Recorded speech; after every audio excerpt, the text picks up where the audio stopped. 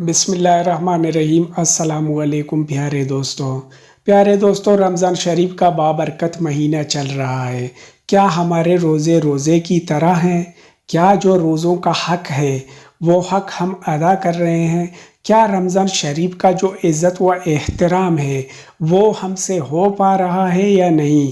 رمضان شریف کے بہت سارے مسئلے مسائل ہوتے ہیں، روزوں کے حوالے سے، نماز تراویح کے حوالے سے، اور یہ جو بابرکت مہینہ ہے اس مہینے کے حوالے سے بہت سارے مسئلے مسائل ہوتے ہیں جن سے ہم انجان ہوتے ہیں، ان کا ہمیں پتہ نہیں ہوتا، ان کا ہمیں علم نہیں ہوتا۔ ایز مسلمان ہمیں چاہیے کہ ہمیں رمضان شریف کے حوالے سے، رمضان سے ہٹ کے باقی یہ جو دیگر زندگی کے معاملات ہوتے ہیں، اسلامک معاملات، ہمیں ان سب سے باخبر رہنا چاہیے، لیکن ہم ان سب سے بے خبر ہیں اور دنیا کے پیچھے لگے ہوئے ہیں۔ تو پیارے دوستو، آج کی جو ویڈیو میں لے کے آپ لوگوں کی خدمت میں حاضر ہوا ہوں، اس میں انجینئر محمد علی مرزا صاحب رمضان کے حوالے سے کچھ مسائل کے حوالے سے ڈسکس کر رہے ہیں۔ تو پیارے دوستو، وہ کون سے ایسے مسئلے مسائل ہیں رمضان شریف کے حوالے سے، روزوں کے حوالے سے اور نماز تراویح کے حوالے سے کہ جن سے ہم بے خبر ہیں؟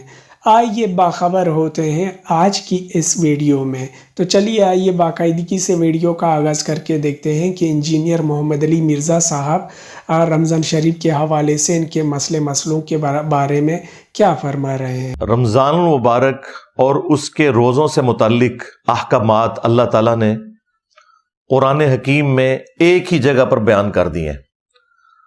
پورا ایک رکوع سورۃ البقرہ کا، رکوع نمبر 23، آیت نمبر 183 سے لے کر 188 تک، مسلسل 6 آیات، اور ان میں کافی لمبی لمبی آیات بھی ہیں۔ آلموسٹ آپ سمجھ لیں یہ تقریباً 1.5 صفحے پہ پھیلا ہوا یہ رکوع ہے پورا، سب کچھ اس کے اندر بیان ہو گیا ہے۔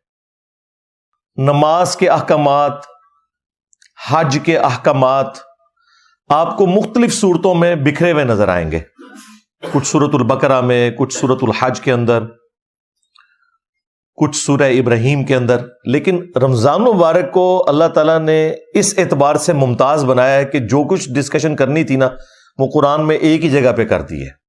اس کے سارے احکامات بھی بیان کر دیے ہیں جو موٹے موٹے تھے، اس کی فرضیت کا بھی ذکر کر دیا، اور وہ سورۃ البقرہ کا رکوع نمبر 23 ہے، آیت نمبر 183 سے 188 تک۔ پلس اس سے متعلقہ جو صحیح الاسناد احادیث ہیں، بخاری اور مسلم میں ہی درجنوں کی تعداد میں آپ کو ایک جگہ کمبائنڈ فارم میں مل جائیں گی، مشکات المصابیح کے اندر، جو میں نے بارہا تعارف کروایا کہ یہ انسائکلوپیڈیا آف حدیث ہے۔ اہل سنت کی مین سٹریم کی آلموسٹ 13 کتابیں، انکلوڈنگ کتب ستہ، بخاری اور مسلم اور سنن اربع، یعنی ابو داؤد، ترمذی، نسائی، ابن ماجہ، اس کے نوٹس ہیں۔ اس میں پہلی جلد کے اینڈ کے اوپر جا کے آپ کو رمضان مبارک سے متعلق ایک ایک تفصیل ملے گی، چاہے وہ رؤیت ہلال کا مسئلہ ہو، مون سائٹنگ کا مسئلہ ہو، رمضان مبارک کے فضائل ہوں، لیلۃ القدر ہو، نفلی روزوں کے کیا احکامات ہیں، فرض روزوں کے کیا ہیں، ایک ایک تفصیل ملے گی آپ کو۔ اور یہ جو مشکات کے اندر احادیث ہیں یہ آلموسٹ 153 احادیث ہیں، انٹرنیشنل نمبر کے مطابق 1956 سے لے کر 2108 تک، یہ مسلسل 3-4 چیپٹرز کے اندر آپ کو اکٹھی احادیث مل جائیں گی، کہیں دور جانے کی ضرورت نہیں پڑے گی، ایک جگہ آپ کو ایک نوٹس کی شکل میں مشکات کے اندر یہ ساری احادیث مل جائیں گی انشاءاللہ، وہ میں آج کور بھی کر دوں گا ساتھ ساتھ۔ تو میں نے ارادہ کیا ہے کہ میں ایٹ لیسٹ جو رمضان مبارک سے متعلق جتنے بھی قدیم اور جدید فقہی احکام و مسائل ہیں جو ایک عام مسلمان کی ضرورت ہے، اسے ایک ہی جگہ ریکارڈنگ میں لے آؤں۔ ویسے تو میں نے 2017 میں 5 کانٹینیوس لیکچر 1.5-2 گھنٹے کے ریکارڈ کروائے تھے، مسئلہ number 53 A B C D E تک، اور اس میں یہ ساری چیزیں میں نے اسکیٹرڈ فارم میں ڈسکس کی تھی، لیکن ایک جگہ پہ تھوڑے سے وقت میں ٹو دی پوائنٹ گفتگو، تو یہ میں نے جو کیلکولیٹ کیے ہیں نا وہ 70 فقہی احکام و مسائل بنتے ہیں، اور جب میں ان کو بیان کروں گا تو شاید یہ 100 سے زیادہ بن جائیں، ان کی آگے جو کورالریز ہیں۔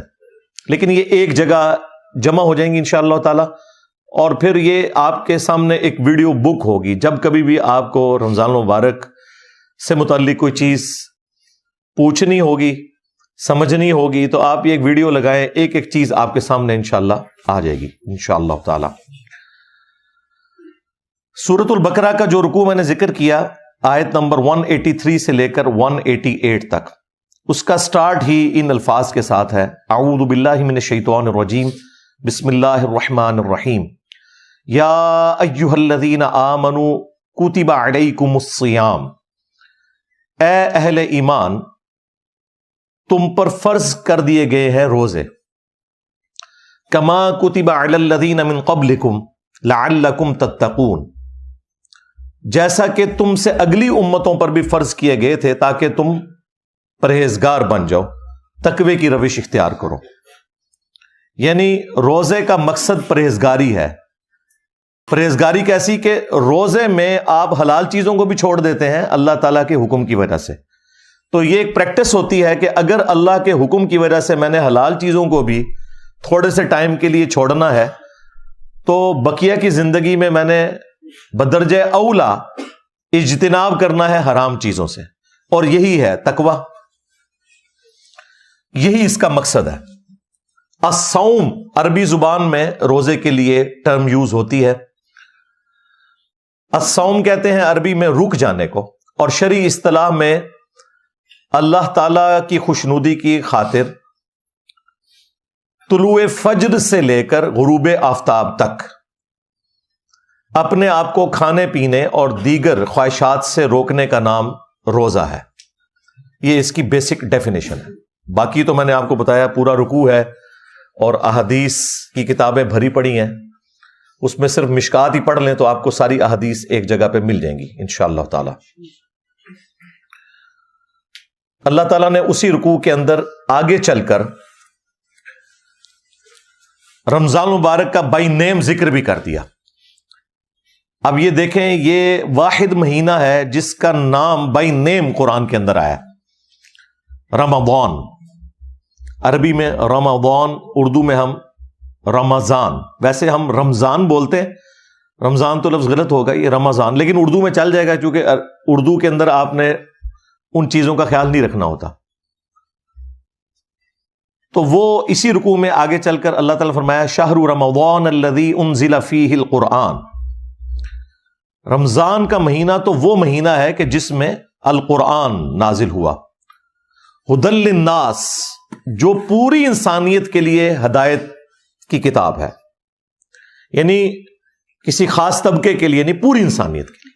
سورۃ البقرہ کے سٹارٹ میں ہے ھدی للمتقین، ڈر جانے والوں کے لیے ہدایت ہے، یعنی وہ لوگ جو اللہ کی دھمکی سے ڈرتے ہیں، جو یہ سمجھتے ہیں کہ ہماری مرضی کے بغیر جس نے ہمیں پیدا کیا، اس کے بعد اس نے اس امتحان میں ڈالا، بعد میں بھی جو کچھ ہمارے ساتھ کرے گا ہمیں اس سے کوئی بچا نہیں سکتا. تو یہ تصور انسان کو ڈرنے پہ مجبور کرتا ہے کہ میں نے اپنے رب کو رسپانس کرنا ہے. تو ھدی للمتقین بھی ہے، ھدی للناس بھی ہے، یعنی انسانوں میں سے وہ لوگ جو واقعی ڈر جائیں اس تصور سے کہ انہیں مر کے اپنے رب کے حضور پیش ہونا ہے. وَبَيِّنَاتٍ مِّنَ الْهُدَى وَالْفُرْقَانِ، اور اس میں ہدایت کے روشن دلائل ہیں، اور یہ الفرقان ہے، یعنی حق اور باطل میں تمیز کرنے والی کتاب، جو سورۃ المائدہ میں آئے کہ اللہ تعالیٰ نے تورات نازل کی، پھر انجیل نازل کی، اور اب یہ الفرقان ہے، حق اور باطل میں تمیز کرنے والی کتاب. وہاں پہ اس کے لیے ورڈ آیا مہیمن، یعنی یہ نگہبان ہے اگلی کتابوں کے اوپر کہ ان کی کون سی باتیں درست ہیں اور کون سی ٹیمپرڈ فارم میں. یہ کتاب ان کے اوپر نگہبانی کرتی ہے. یہاں پہ الفرقان کہا گیا، اور خود ہمارے محبوب امام کائنات سید الاولین والآخرین، شفیع المذنبین، رحمت للعالمین، خاتم النبیین، سیدنا و مولانا امام اعظم محمد رسول اللہ صلی اللہ علیہ وآلہ وسلم کے لیے بھی صحیح بخاری میں الفرقان کی ٹرم یوز ہوئی ہے. محمد فرق بین الناس، محمد لوگوں میں حق اور باطل میں فرق ہے. یعنی نبی علیہ السلام کی پیروی کرنے والا حق پر ہے، آپ سے مخالفت کرنے والا باطل کے اوپر ہے. تو قرآن بھی الفرقان ہے اور رسول اللہ بھی الفرقان ہے صلی اللہ علیہ وآلہ وسلم. پھر اللہ تعالیٰ نے ساتھ ہی فرما دیا فَمَنْ شَهِدَ مِنْكُمُ الشَّهْرَ، اب جو کوئی بھی تم میں سے رمضان کا مہینہ پائے، فَلْيَصُمْ، تو اس کا کام ہے کہ اس میں وہ روزے رکھے. اور پھر آگے اس کے احکامات آئے کہ روزے کی لینتھ کیا ہے، اس میں کون سی شرعی پابندیاں ہیں، جو لوگ روزہ رکھنے پر قادر نہیں ہیں، بیمار ہیں، ان کے لیے شرعی حکم کیا ہے، مسافر کے لیے کیا ہے، مریض کے لیے کیا ہے. پھر میاں بیوی کے تعلقات کے پوائنٹ آف ویو سے بھی چیزیں ڈسکس ہوئیں. وہ آپ خود پڑھ لیجئے گا، اگر میں ایک ایک چیز کو اس طریقے سے ڈسکس کروں گا تو پھر تو کافی زیادہ ٹائم لگ جائے گا. لیکن چونکہ یہ ساری باتیں آج آٹومیٹکلی کور ہو جائیں گی ہمارے فقہی احکام و مسائل کے اندر انشاءاللہ تعالی. صحیح بخاری اور صحیح مسلم کے اندر یہ حدیث موجود ہے. اللہ کے محبوب صلی اللہ علیہ وآلہ وسلم نے فرمایا اسلام کی بنیاد 5 چیزوں کے اوپر ہے. نمبر 1، اس بات کی گواہی دینا کہ اللہ کے سوا کوئی معبود نہیں اور محمد صلی اللہ علیہ وآلہ وسلم اس کے بندے اور اس کے رسول ہیں. دوسرے نمبر پہ فرمایا نماز قائم کرنا. تیسرے نمبر پر زکوٰۃ دینا. چوتھے نمبر پر حج کرنا اللہ کی راہ میں اگر استطاعت ہو. اور 5ویں نمبر پہ فرمایا رمضان کے روزے رکھنا. اس سے آپ اندازہ لگائیں کہ اسلام کی بنیاد جن چیزوں کے اوپر ہے ان میں سے رمضان مبارک کے روزے ایک چیز ہے. پھر صحیح بخاری اور صحیح مسلم دونوں کے اندر یہ حدیث موجود ہے کہ اللہ کے محبوب صلی اللہ علیہ وآلہ وسلم نے فرمایا جس شخص نے بھی ایمان اور احتساب کے ساتھ، یعنی اس نیت کے ساتھ کہ وہ تزکیہ نفس اپنا کرے گا، اللہ سے ثواب لینے کی امید جس کے اندر موجود ہے، رمضان مبارک کے روزے رکھے، اللہ تعالیٰ اس کے پچھلے سارے گناہوں کو معاف فرما دے گا. اور جس نے ایمان اور احتساب کے ساتھ رمضان مبارک کی راتوں کا قیام کیا، قیام اللیل جسے آپ تراویح بھی کہتے ہیں، اس کے بھی اللہ تعالیٰ پچھلے سارے گناہوں کو معاف فرما دے گا. اور جس نے ایمان اور احتساب کے ساتھ لیلۃ القدر کا قیام کیا، اس کے بھی اللہ تعالیٰ پچھلے سارے گناہوں کو معاف فرما دے گا. تو لیلۃ القدر تو رمضان مبارک کے آخری عشرے کی طاق راتوں میں آتی ہے. یہ پچھلے دنوں جو میری شب برات سے متعلق ویڈیو ریکارڈ ہوئی تھی اس میں میں نے تفصیلاً اس کے اوپر گفتگو کر لی ہے کہ وہ سارے فضائل جو یہ شب برات کے لیے بتاتے ہیں وہ بیسیکلی لیلۃ القدر کے ہیں، جس کے بارے میں پوری سورت قرآن میں نازل ہوئی ہے، انا انزلناہ فی لیلۃ القدر. ایک اور حدیث ہے صحیح بخاری اور صحیح مسلم کے اندر کہ اللہ کے محبوب صلی اللہ علیہ وآلہ وسلم نے فرمایا کہ جب رمضان مبارک کا مہینہ آتا ہے تو اللہ تعالی جنت اور رحمت کے دروازوں کو کھول دیتا ہے اور جہنم کے یعنی دوزخ کے دروازوں کو بند فرما دیتا ہے، اور سرکش جو شیاطین ہیں انہیں جکڑ دیا جاتا ہے. سارے شیاطین نہیں قید ہوتے، سارے قید ہوں تو آپ کو جمعہ پڑھانے کے لیے کون آئے؟ سارے نہیں قید ہوتے، ظاہر ہے یہ تو سلسلہ برل اوورآل ایک ماحول بن جاتا ہے نیکی کا کہ سرکش شیاطین کو قید کر دیا جاتا ہے. باقی جو انسان کے ساتھ نفس لگا ہوا ہے، جو انسانوں میں شیاطین ہے، وہ تو اسی طریقے سے گھوم پھر رہے ہوتے ہیں. لیکن پھر بھی رمضان میں دیکھیں شیاطین قید ہونے کا یہ فائدہ آپ دیکھیں کہ رمضان نشریات میں سارے اکٹھے بیٹھے ہوتے ہیں، آگے پیچھے نہیں اکٹھے ہوتے، اور وہاں پہ افطاریاں بھی اکٹھی کرتے ہیں. اور جو تھوڑا سا شیطان اندر باقی ہوتا ہے نا، وہ انہیں مجبور کرتا ہے کہ جب نماز کا وقت آتا ہے تو سب لوگ اپنی اپنی علیحدہ علیحدہ نماز پڑھتے ہیں، یا اپنے مدارس میں جا کے ایک دوسرے کے پیچھے نہیں پڑھتے. اگر کوئی پڑھ بھی لے غلطی سے تو بعد میں لوٹاتے ہیں. تو میرے پیارے محترم ناظرین، یہ تھا ہمارا آج کا ویڈیو. ہم امید کرتے ہیں کہ آپ لوگوں کو ہمارے ویڈیوز پسند آ رہے ہوں گے. تو آپ دوستوں سے گزارش ہے کہ ویڈیوز کو لائک، کمنٹس اینڈ شیئر کیا کریں. ملتے ہیں اگلی ویڈیو کے ساتھ، تب تک کے لیے اجازت دیجیے. اللہ حافظ.